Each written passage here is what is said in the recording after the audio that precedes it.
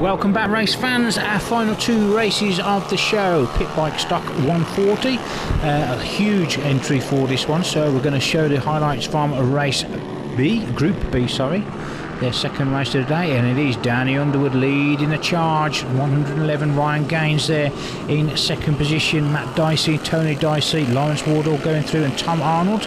And it looks like the lead has changed as we went into that second turn as well. Ryan Gaines just going through underneath Danny Underwood there as they come through. Everybody looking down, they're trying to keep the spray off their visors as they come through. But as I say, good entries in this class. You're having to run two blocks for this one. Yeah, we always get good entries for the 140s. Doesn't look it so much on race 2 because there's an awful lot of attrition in race 1. A lot of people went down, a couple of injuries, nothing major, but a lot of broken equipment, so a lot of people didn't get out into race 2. But yeah, usually during practice and qualifying, they run in separate groups, and qualifying, wherever their qualifying position is, determines halfway down the qualifying statistics. We split it straight down the middle, top half going to Group A, bottom half going to Group B. I mean, we call this the slower group, but as you can see with Ryan and Danny there, they're not slow at all, they're still going for it. I mean, there's Ryan coming down to us. Danny's still holding on to second place. The two Dicey brothers there, third and fourth at the moment. Stock 140s, but both classes, the A and B, the racing is so close all the way through in these ones. Yeah, well, they're stock 140cc pit bike engines, very limited to what you can do on them, virtually nothing. It's all policed by dyno, although we couldn't run the dyno at Rednal because we had to put a power socket for the whole venue because of the fire. But yeah, everything's dyno tested to make sure that everybody's staying within the maximum brake horsepower limit. That means that you get very, very, very close racing. It's very cost effective. I mean, a good bike or a competitive bike is about £1,200. Where else can you go racing? £1,200, your entry fee, spare set of wets, less than £2,000. You've gone racing for the year. And it's good competitive racing. You've probably, ladies and gentlemen at home, enjoyed all the racing action that we're bringing you highlights of. And this guy, they're doing a little tricky one out there as well, because I was just having a look, there's not a single dry line at the moment. I think we just had a heavy shower before this one.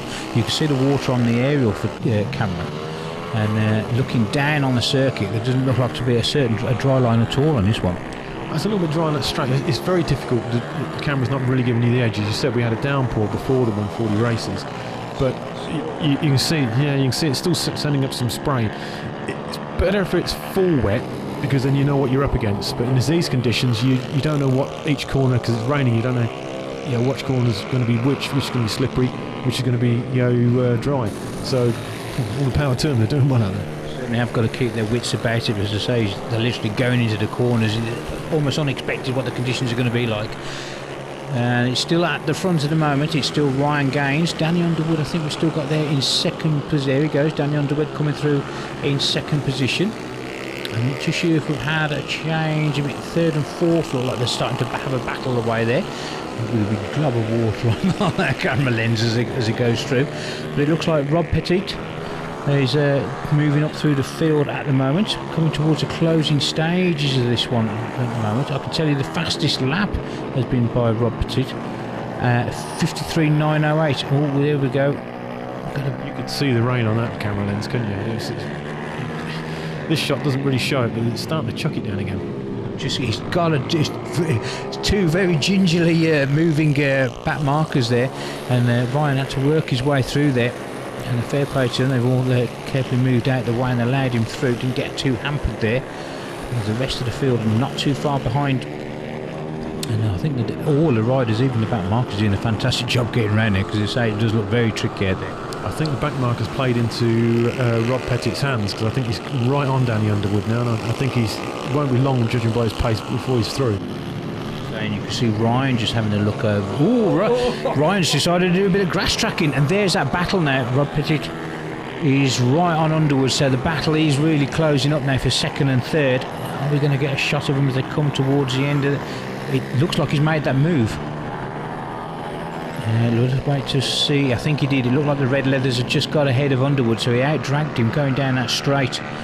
So we're coming through, and it looks like it's going to be on the last lap as well by the looks of it, because here they comes, there's Ryan going through. So Ryan Gaines, it looks like it's going to be the checkers for Ryan, it is, and Rob Petit takes second, Danny Underwood takes third, and just losing it on that last lap there.